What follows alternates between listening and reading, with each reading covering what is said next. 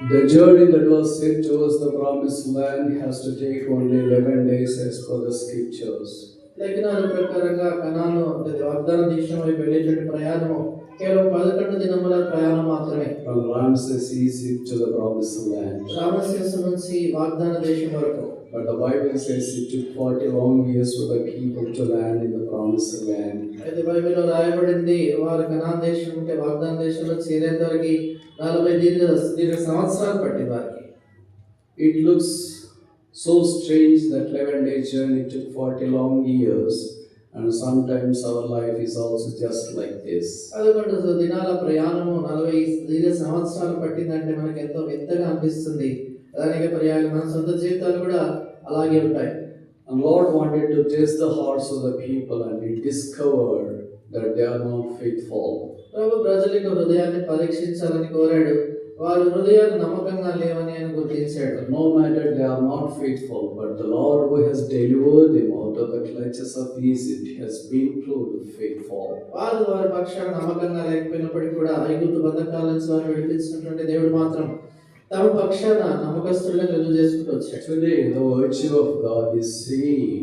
ఇది దేవుని యొక్క ఆయన గుణము అలాగే ఉంది. Although we are not faithful, but He has been faithful unto us. మనము ఆయన పట్ల నమ్మకస్తులుగా లేకపోయినప్పుడు కూడా ఆయన మన ఎడల నమ్మకస్తుడుగా ఉంటూనే ఉన్నాడు. Still assures the people of Israel that He would like to go before them, no matter how badly they have hurted Him. ప్రభువును వారు ఎంత భయంకరంగా ఎంత ఘోరంగా వారు గాయపరిచినప్పటికీ కూడా ఇంకా వారు ముందు నేను నడిచి వెళ్తానని వారికి ఇంకా నిశ్చయిత కలుగజేస్తూ వచ్చాడు. This is the loving heart of every parent.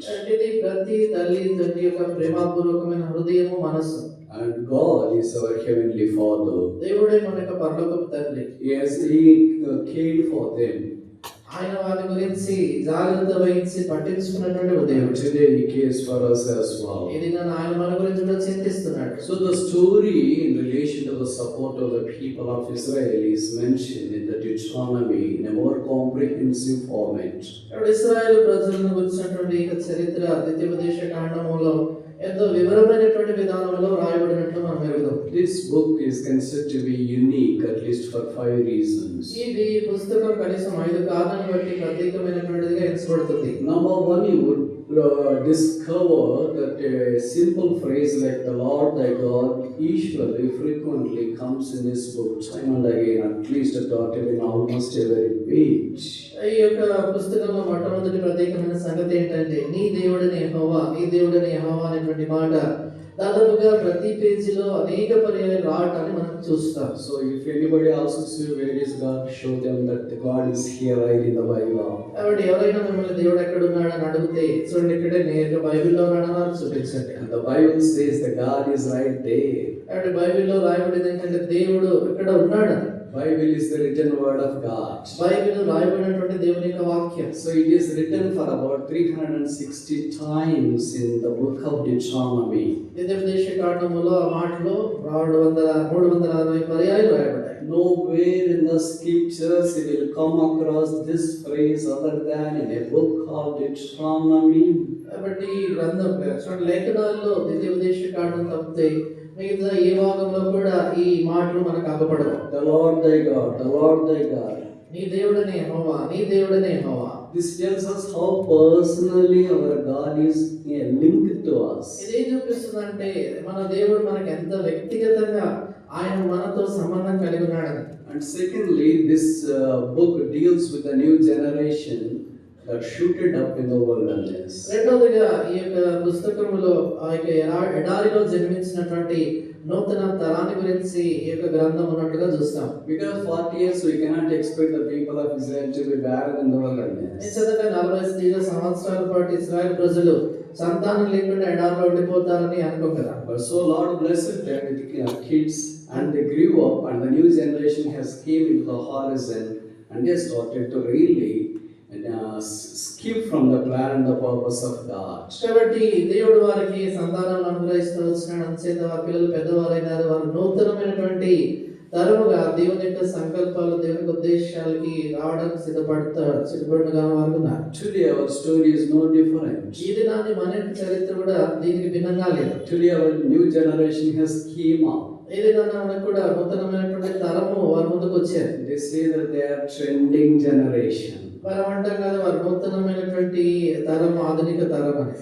So if only they are trending in the physical realm, that has nothing to do in serving the Lord, but if only they are spiritually special and trending, that really links to the spiritual link that just started in the biblical history. కాబట్టి భౌతికమైనటువంటి విధానంలో కాకుండా ఆత్మీయమైనటువంటి విధానంలో వారు ప్రత్యేకమైనటువంటి తరము అనే విధానంలో వారు ఉన్నట్లయితే మనం ఇందాక చదువుకున్నటువంటి భాగానికి ఈ తరానికి సంబంధం ఉన్నట్లుగా గమనిస్తాం.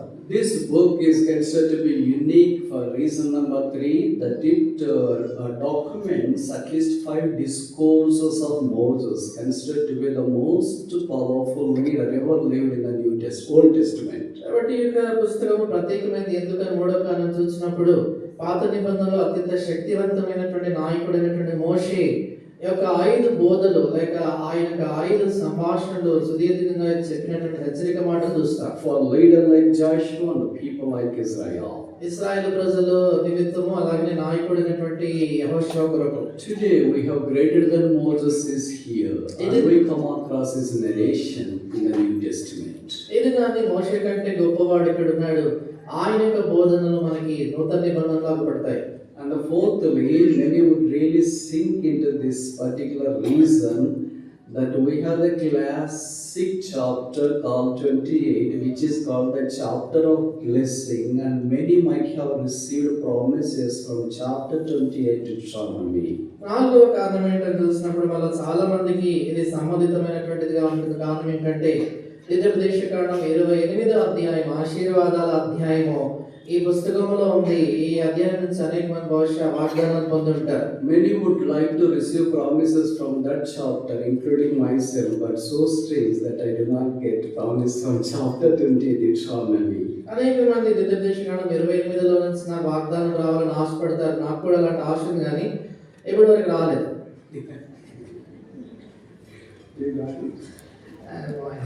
No.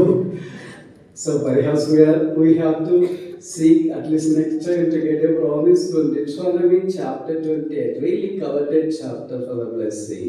ఆశీర్వాదాల కొరకే నిజంగా అందరం ఆశపడేటువంటి ఈ అధ్యాయం 28 బహుశా వచ్చే సంవత్సరం వరకు ఎదురు చూడాల్సి ఉంటుంది. And reason number 5, this book has one of the classic and profound farewell message of Moses to the people of Israel as documented in chapter 33. ఐదవ కారణం చూసినప్పుడు ద్వితీయోపదేశకాండంలో ఈ పుస్తకంలో మోషే చివరి వీడుకోలు మాటలు 33వ అధ్యాయంలో చెప్పినట్లు మనం చూస్తాం. So these are the 5 reasons as to why the book of Deuteronomy is considered to be unique.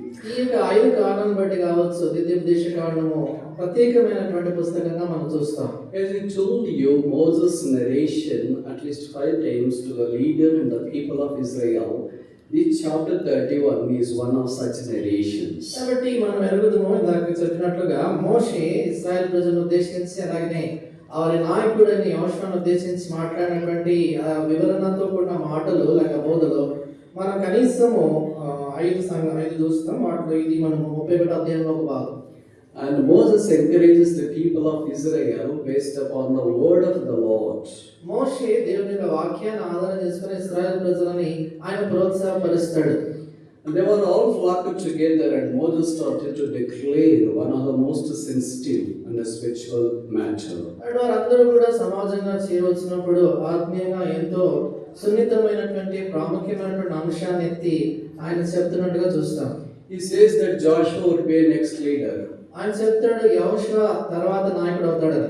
I really wonder, having lakhs of the people, how can they come into a single oneness when Moses declared that Joshua would be next leader? నాకు ఆశ్చర్యమయ్యే సంగతి ఏంటంటే లక్షల కొలది ప్రజలు ఉన్నటువంటి సమయంలో మోషే తర్వాత నాయకుడు యెహోషువ అని చెప్పినప్పుడు వారంతా ఎలాగ మౌనంగా ఉన్నారో అర్థం కాని సంగతి.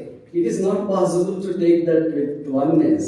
కనుక చూడండి ఒక ఐక్యతతో దాన్ని అలాగా తీసుకోవడం చాలా కష్టం. If in a family father says that he would be the next leader, and if in a local church if somebody declares that he would be taking care of the responsibilities, there will be always uproar.